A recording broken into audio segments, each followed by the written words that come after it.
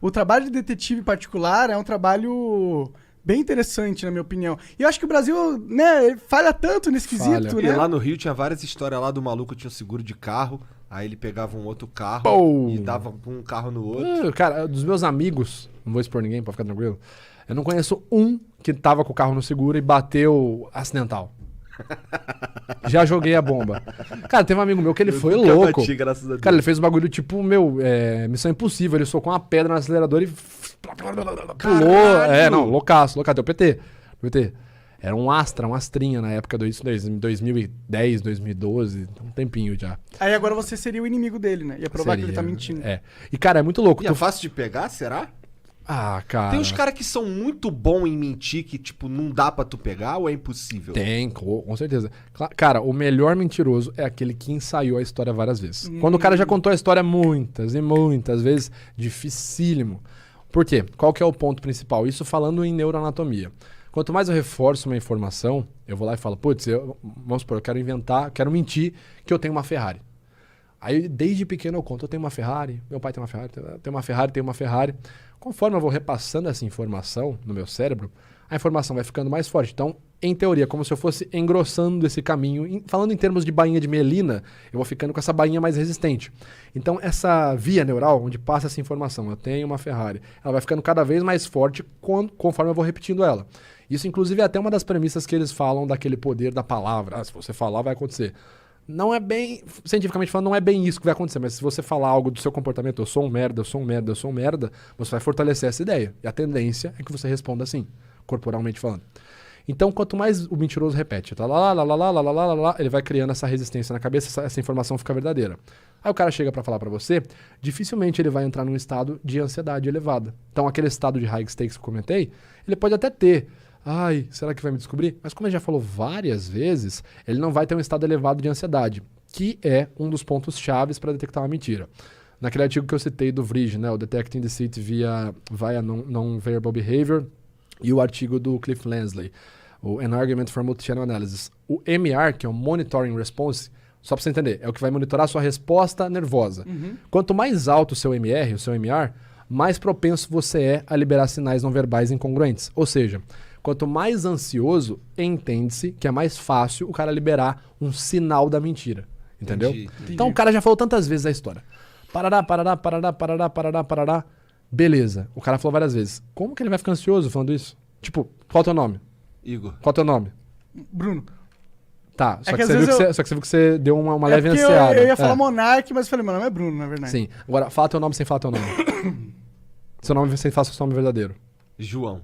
Ó, você teve uma demora um pouco na resposta, você teve uma expressão facial tentando compreender a situação, você fez uma micronegação de cabeça quando você falou João e você esticou mais um nome. Caralho, João. fiz mesmo, eu mandei aqui Ó, por exemplo, Caralho, mas eu... Nossa, Ó. que louco isso.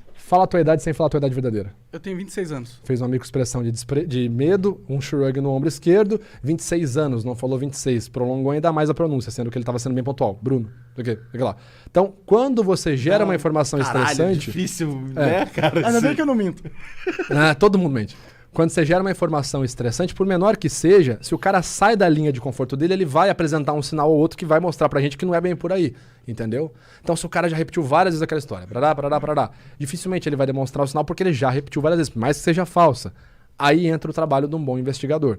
Tem até uma história que eu posso contar sobre isso, assim, sem citar nomes, nem me adentrar, mas especificar como isso foi importante. Um bom investigador que vai conduzir uma entrevista forense, ele tem que ter a capacidade de liberar o gatilho de surpresa, que é o principal gatilho emocional que dificulta que o cara engane você. É um dos principais gatilhos. Por exemplo, eu tô conversando, que nem eu fiz agora, falei, fala teu nome. Tá, pum, fala teu nome, sem falar teu nome genuíno, teu nome verdadeiro. João. Então você tem uma demora e aí vem a resposta. Agora se eu fala teu nome, fala seu nome de novo, fala seu nome...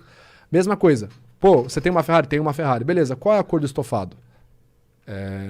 É preto.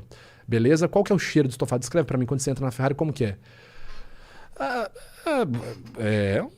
A gente deixa um aromático ali no carro, o cara muda, porque você jogou o gatilho de surpresa nele. O caso que eu vou relatar pra vocês mais uma vez, eu tava na minha formação, tava estudando ainda, acompanhando esse caso. Era um... Ah, então se eu quiser saber se o cara tá mentindo mesmo, é só fazer umas perguntas inesperadas. Sim, cara, eu vou contar uma história em cima de uma outra história que me quebrou totalmente no meio de uma explicação. Vai. Nossa, e inclusive minha mulher vai ficar pistolaça com essa história que eu vou contar agora. Ótimo, não é mentira. É, claro, né? Ô, assim pegar fogo, né? Aí aparece lá no corte do Flow, mulher do Vitor ficou brava. Exatamente. Já pegou, já. Show de bola. Cara, mas foi assim. Bom, vou contar o caso primeiro, Tá. né? Esse caso que eu trabalhei era uma suspeita de violência sexual também. Um funcionário público, vamos falar assim, eu não preciso me aprofundar. Ele era suspeito de ter violentado 10 mulheres. Ok? E nisso, durante a investigação, ali conversando com ele e tal, a galera conversando com ele, e ele, não sei o que, não fui, negando tudo e tal. E o pessoal percebeu, os investigadores perceberam que ele tava resistente e tava, super amarrado. Os sinais do cara eram, tipo, nulos. Por quê? Ele tinha ensaiado várias vezes. O cara entendia como funcionava o sistema de entrevista forense. Entendeu? Então, eu sei que o cara vai perguntar isso. E aí, na época, meus professores, observando o caso, falaram, cara, pergunta pra ele qual a cor da cueca dele, quando tu voltar na sala. Cor da cueca? Pergunta. Aí, voltamos depois do intervalo. Amigão, deixa eu te perguntar uma coisa, cara, muito importante. Presta atenção agora, hein? Que tipo de cueca tu tá usando? Samba canção ou sunguinha cravada? Cara, imagina o cara assim, um cara durão, sendo interrogado sobre violência sexual, assim. Pô, cueca, cara? Sim, tua cueca, cara. Tu tá usando o quê? Samba canção? Aquelas cavadinhas? O que é? Eu olhava em volta, cara, e todo mundo sério. Ninguém dando risada. A galera assim... Cara, tô com uma cueca padrão, normal. Normal como, cara? Tu não sabe descrever cueca? Tem vários modelos. Como que é a cueca que tu tá usando?